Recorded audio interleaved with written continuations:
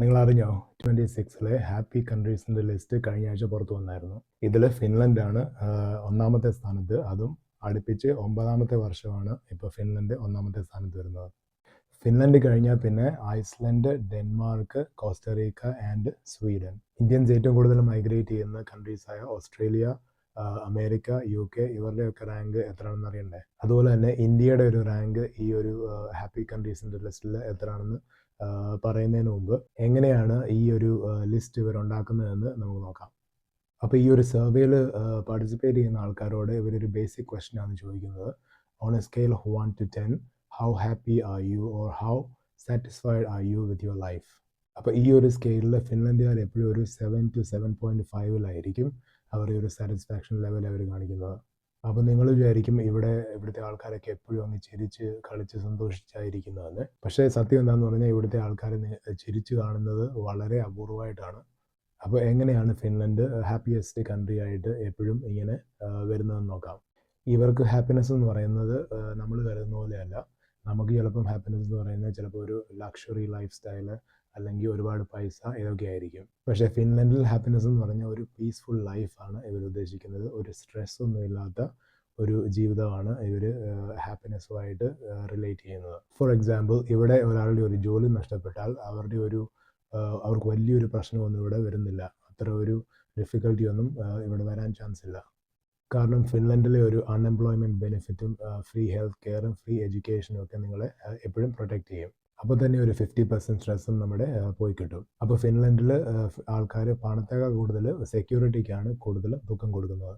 പിന്നെ വേറൊരു കാര്യം എന്ന് പറയുന്നത് ഇവിടെ ആൾക്കാർ ഇവിടുത്തെ ഗവൺമെൻറ്റിനെ നല്ലതായിട്ട് ട്രസ്റ്റ് ചെയ്യുന്നു. അതുപോലെ തന്നെ ഇവിടുത്തെ ആൾക്കാരെയും പരസ്പരം ട്രസ്റ്റ് ചെയ്യുന്നുണ്ട്.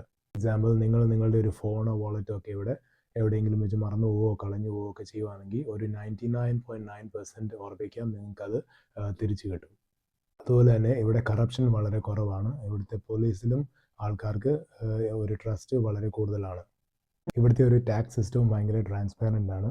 നിങ്ങൾക്കിപ്പോൾ ഒരാളുടെ ഒരു ഇൻകം എത്രയാണെന്ന് അറിയണമെങ്കിൽ നിങ്ങളത് ചോദിച്ചു കഴിഞ്ഞാൽ ഇതിൻ്റെ ഒരു ഉത്തരം തരാൻ ഗവൺമെൻറ് ബാധ്യസ്ഥരാണ്. അതുപോലെ തന്നെ the rich and poor people തമ്മിലുള്ള ഒരു ഗ്യാപ്പ് ഭയങ്കര കുറവാണ്. ഫിൻലൻഡിൽ നിങ്ങൾ എത്ര കൂടുതൽ സമ്പാദിക്കുന്നോ അത്രയും കൂടുതൽ ടാക്സ് കൊടുക്കേണ്ടി വരും.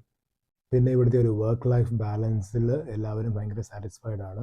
ഫാമിലി ലൈഫിന് കൂടുതൽ ഇമ്പോർട്ടൻസ് കൊടുക്കുന്ന ഒരു കൾച്ചറാണ് ഫിനിഷ് കൾച്ചർ.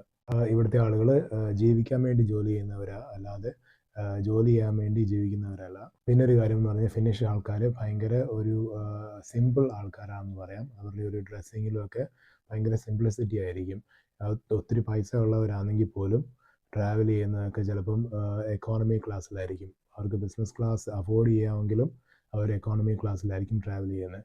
അതുപോലെ തന്നെ നിങ്ങൾക്ക് സൂപ്പർ മാർക്കറ്റിലൊക്കെ പോകുകയാണെങ്കിൽ ഇവിടുത്തെ മിനിസ്റ്റേഴ്സിനെയൊക്കെ നിങ്ങൾക്ക് വേണമെങ്കിൽ കാണാം. അവരവരുടെ ഒരു ഗ്രോസറി വാങ്ങിക്കാൻ വരുന്നതായിട്ടൊക്കെ. അപ്പോൾ ഒട്ടും ഷോ ഓഫ് ഇല്ലാത്ത ആൾക്കാരാണെന്ന് തന്നെ പറയാം. അവർക്ക് സൊസൈറ്റിയിൽ നിന്ന് അങ്ങനെ ഒരു പ്രഷർ വരുന്നില്ല.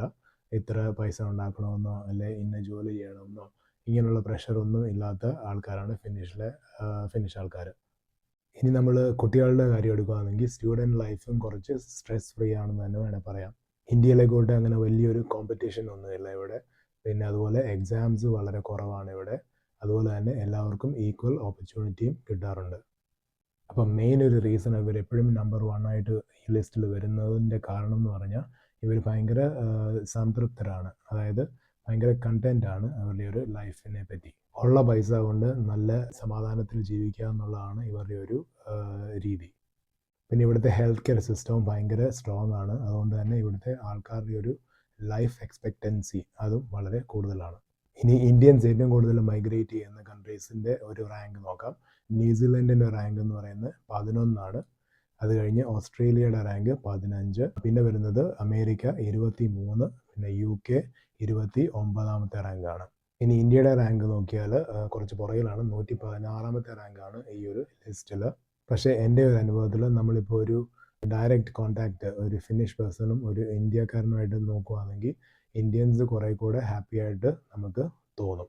ഇന്ത്യൻസ് കുറേ കൂടെ എക്സ്പ്രസീവായിട്ട് എനിക്ക് തോന്നിയിട്ടുണ്ട് ഫിനിഷ് ആൾക്കാരുമായിട്ട് കമ്പയർ ചെയ്യുമ്പോൾ. അപ്പോൾ ഫിനിഷ് ആൾക്കാരുടെ ഒരു ലൈഫ് സ്റ്റൈലിനെ കുറിച്ചും അവരുടെ ലൈഫിനോടുള്ള ഒരു അപ്രോച്ചിനെ കുറിച്ചും ഒക്കെ എന്താണ് നിങ്ങളുടെ അഭിപ്രായം? കമൻറ്റ് ചെയ്യുക.